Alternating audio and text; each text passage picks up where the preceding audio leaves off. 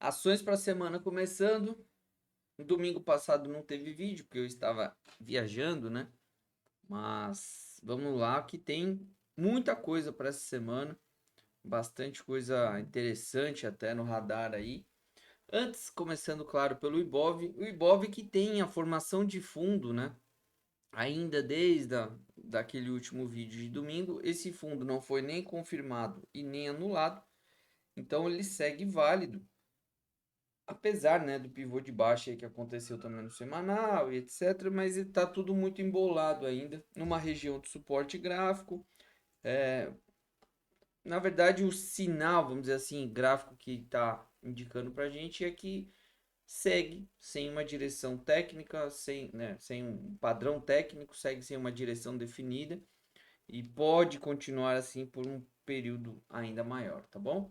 Bom, dólar. Dólar que entrou aquela correção do semanal, confirmou o topo na semana passada e essa semana veio buscar certinho o alvo aqui, que era os 4.940, né? Bateu ali, entrou uma bela de uma defesa na sexta-feira, tá? O dólar só dá uma bagunçada aí nesse movimento de alta se perder a mínima da semana, dia 18 do 9 aqui, 495, não, 4869, desculpa. Se perdeu 4.869. Vai ter rolagem essa semana, né? Então esse número vai atualizar também, tá? Mas se perder a mínima da semana, dia 18 do 9, beleza? Bom, índice financeiro, o que a gente tem? Tivemos aqui uma confirmação de fundo, né? Isso eu cheguei a mostrar para vocês. Só que o que aconteceu? Ele já formou um topo na semana anterior e essa semana já confirmou. Então o índice financeiro abrindo um espaço para uma queda maior ainda, tá? Principalmente se perder aqui a mínima dos 11.020, 11 mil pontos, né? Tem alvo nos 10.750, que está muito perto, a média de 200. Se perder isso, a gente teria alvo nos 10.450, por ali.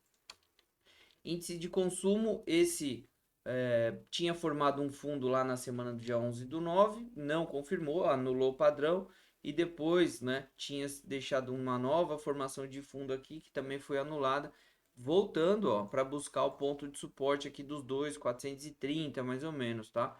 Então, ainda não tem formação de fundo, mas um fundo duplo aqui nessa região seria bem interessante. Bom, aqui tem os papéis que estavam no último vídeo, né? Vou passar rapidinho, porque já passaram aí 2 semanas, né? Mas só mostrar principalmente a Vale, que eu tinha entrado, feito uma recomendação pelo semanal, acionou essa recomendação na semana anterior, aqui, né? Na semana passada, na outra lá, e deu stop loss, e essa semana voltou tudo. Sacanagens, né? Mas eu tô tentando ainda com o pessoal da comunidade pegar alguma coisa aqui de novo, tá bom? Bom, o resto aí não vou mostrar nada, mas teve coisas que anulou, não confirmou o padrão, teve outras que confirmou que tá andando já a favor.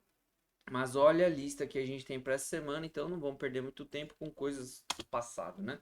Cogna, então, formou fundo numa região de suporte gráfico, ó, que é essa linha dos 2,35 tem uma chance de tentar um pivô de alta.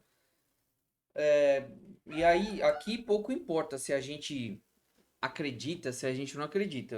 A gente opera o padrão gráfico, né? Então, existe uma grande condição aí da Cogna tentar fazer isso. Até porque a pernada de baixa que foi muito forte, ó, 36%. Esse fundo tá bem interessante. A mesma coisa acontecendo com Cirela. Cirela, além de suporte gráfico, que é o topo de setembro do ano passado, também com suporte do indicador, que é essa média de 200, ela tá flat, né? Bem lateral, mas foi o que segurou aquele topinho em setembro de 2022, setembro e outubro aqui, né? Na verdade foi outubro só. Então servindo agora, pode servir aliás como um suporte. Já tinha formado um fundo 2 semanas atrás, anulou o padrão e formou novamente nessa semana. Intelbras, aqui. Isso aqui esquece. Não era para estar aqui. Aqui era do gráfico diário, esquece. Tá? Kepler, ó, Kepler fez uma correção muito curta ainda, se a gente for pegar, né, essa pernada de alta, não chegou nem na retração de Fibo de 38, mas Kepler formou um novo fundo e pode confirmar esse pivôzão de alta aí, se romper, né, depois dos 12,30, fechar para cima, pode dar um movimento muito bom. Esse já é um papel bem interessante, né, se a gente for pegar aqui, ó, vendo um movimento muito legal desde 2018, tomou a pancada do Covid, mas se recuperou rapidamente.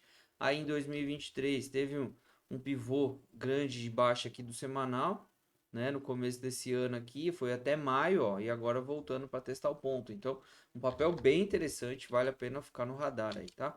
Mio, fundo duplo no semanal, ó, tá aqui, fundo duplo no semanal, bem interessante também. Honey, aqui um ativo em forte tendência de alta, fez uma pequena correção, formou fundo nessa semana aqui, vamos ver se vai ter a força, né, necessária para retomar a tendência de alta e ir embora.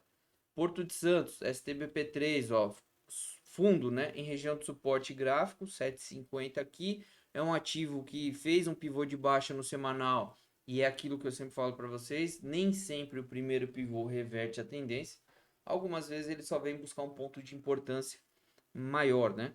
Então pode ser isso aí, pode entrar em tendência de baixo? Pode, principalmente se essa pernadinha de alta bater aqui nos 8,70, mais ou menos 8,80 e deixar um topo. Então, seria um sinal aí para reversão de tendência, tá? Mas aqui, na minha opinião, é pensar assim em compra. Whisky, né? A WIS, fundo duplo no semanal, também bem interessante esse padrão, parecido com o MIO 3. Alpargatas, fundo duplo no semanal, aqui está um pouquinho acima do anterior, mas vale a mesma condição, né? Arezo, fundo duplo no semanal também, bem interessante, tá numa região de suporte, tá? Então esse fundo duplo aí também é interessante. Não tá com uma relação de risco retorno tão favorável, ou seja, o que que eu recomendo nesses casos? Ficar um pouco mais de olho no gráfico diário para ver se por lá a gente consegue encaixar alguma coisa, tá? A mesma situação para açaí. Até existe uma relação de risco retorno, mas está meio bagunçado, então também não faria pelo semanal, apesar do padrão de fundo duplo. Banco do Brasil, aqui é o estranho do ninho. Topo duplo no semanal com divergência de baixa. Então, Banco do Brasil na máxima histórica, né? E deixando uma formação de topo duplo com divergência, o estocástico virando para baixo. É no mínimo, não digo nem que é para sair vendendo, mas é no mínimo para quem está comprado, bem comprado, fazer uma parcial se confirmar esse topo, ou se perder os 47,60 aí, fazer a parcial e tal. É mais uma questão de defender a operação, apesar de que da outra vez, né, eu analisei essa mesma história, não quis entrar numa operação e perdi essa pernada de baixa aqui que nas opções deu muito retorno. Então, eu vou ficar de olho no papel, tá? Principalmente pensando aí em opções. Mas o raciocínio é mais ou menos isso, tá, galera? Para quem tá bem comprado, né, conduzindo essa operação pelo semanal, talvez, vale a pena pelo menos fazer uma parcial. Máxima histórica, formação de padrão de reversão e tal. A gente não sabe se vai reverter ou não. Vale a pena pelo menos proteger um pouquinho e fazer uma realização com lucro na máxima, né? Então é a minha sugestão aí para você, tá? MRV, testando aqui, ó, o topo do pivô de alta, testando como suporte, formou fundo nessa semana novamente. Mais ou menos aqui, né? Essa resistência dos 9,55 aí me incomoda um pouco, mas o padrão é esse. Também uma possibilidade até de um novo pivôzão, aí um pivô maior, né? No semanal, se eventualmente depois rompesse 14,60. E Petro também, a estranha do Ninho.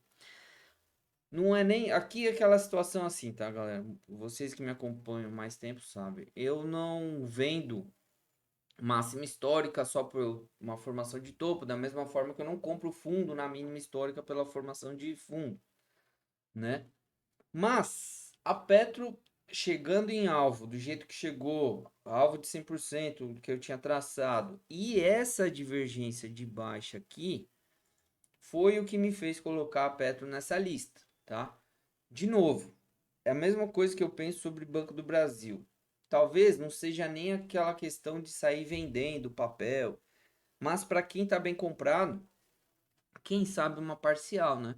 Para defender e tentar conduzir o trade mais tempo e tal, mas pelo menos para realizar o lucro perto da máxima histórica. Então seria esse aí a minha sugestão, né? Minha dica aí para quem está bem comprado em Petro. Vale a pena procurar alguma coisa para baixo, uma put, por exemplo? Na verdade, assim, para quem está na comunidade, já teve uma recomendação na segunda-feira da semana passada. Foi o dia que o papel caiu 6%. Poucas pessoas conseguiram entrar por causa do gap, né? E o horário que eu mandei, então tinha muita gente no trabalho e tal, não conseguiu ver. Mas eu não vou, assim, eu acho que a operação bem montada teria sido realmente na segunda-feira da semana passada. Agora eu não sei, tá? O papel tem hora que parece que quer voltar a subir, tem hora que falha, realmente começa a indicar uma possível correção.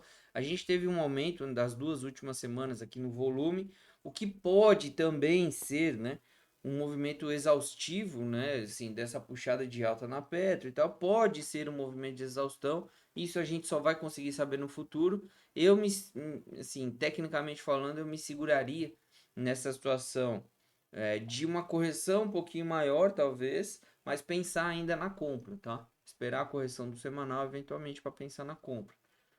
Para a galera mais agressiva, eu acho que dá, claro que dá para procurar uma operaçãozinha de venda. Não tem relação de risco-retorno no papel, na minha opinião. Agora, em opções, talvez compense, né? Pesquisar aí alguma opção interessante para esse exercício. Beleza? Lá fora não tem muita coisa, tá, galera? Não achei nenhum papel lá nos Estados Unidos. Tinha um ou dois, mas nada também interessante, eu não quis trazer.